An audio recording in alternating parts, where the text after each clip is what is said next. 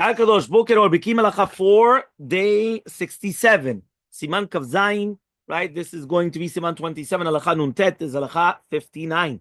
Says Halacha Minhag Sfaradim Shen Levarech Al Tfilin Shel Rosh Beracha Bifnei Atzma Lebikal Leaniach Tfilin Shel Birech Kodem Sheniach Tfilin Shel Yad Chala Gam Al Tfilin Shel Rosh. We know that the Sephardic Jews, the minhag is that they do not make a separate beracha for Tfilin Shel Rosh. They make one beracha of Tfilin Shel Yad, and that's going to be Motzei Yodel Chovah, the Tfilin Shel Rosh. Minhag Rov Ashkenazim is to make two berachot. One before putting on the Tfilin Shel Yad, they do it in the next Tfilin, and one before Tfilin Shel Rosh, a mitzvah Tfilin. And we already explained this above in Siman Kaf Hey, Siman Halacha 28 and onwards. Halacha Samech, yeah, Samech.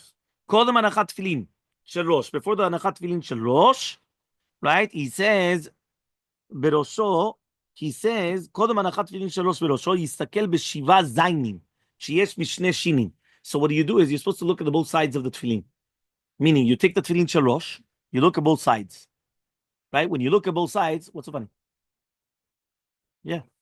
The two sheens. Right? So you have 3 heads on one and 4 heads on the other. Yeah, you ever heard of the forehead? No, we're not talking about this forehead. We're talking about four heads. Yeah? So you have 3 and 4. So you look at the Zayin Shinim. The Izbeu Razin Setimin Amikim. It's got a lot of secrets. So first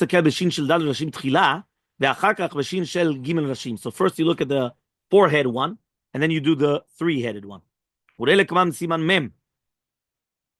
Yeah, and look also later on in Siman Mem Halacha Bet. We brought down that there was a machlok Polski mitzurat achizat. Some people say shemutar lechos biyado haretzuot. You're allowed to take the retzuot in your hand, even though the bite is talui ba'avid, because that's the necessary requirement. And some people machmirim say no, that you should always grab onto the bite, and you should put the bite bimkomo berosho, and then afterwards because the kesher bimkomo, and that the retzuot are going to be tluim ba'avid.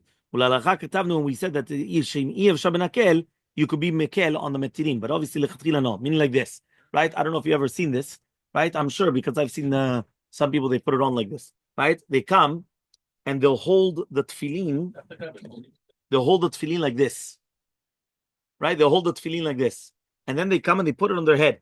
You know, you've never seen that. They come, they'll put the kippah in their mouth, right? Okay. So they hold it like that. And then what happens is, right? They put the strap and then they put the bite. No.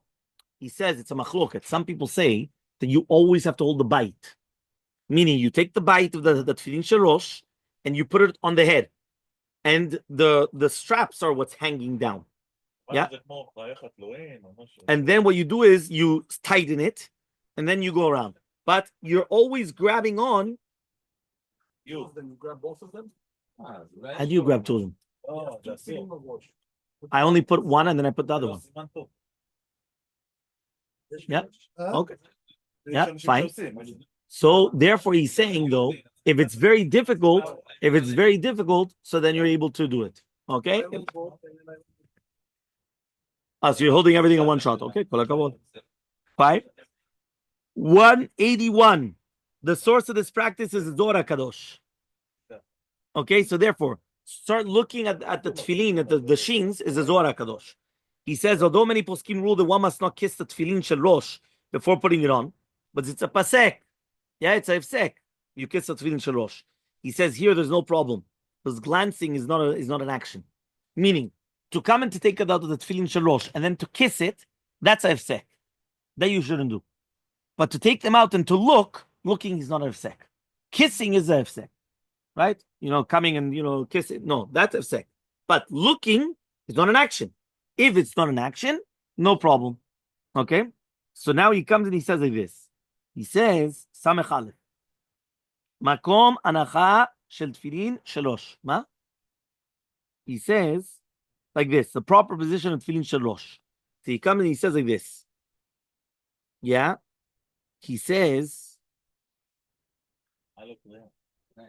the tefillin Shel Rosh must be positioned on the person's head behind the front hairline above his forehead and in front of the crown of the head.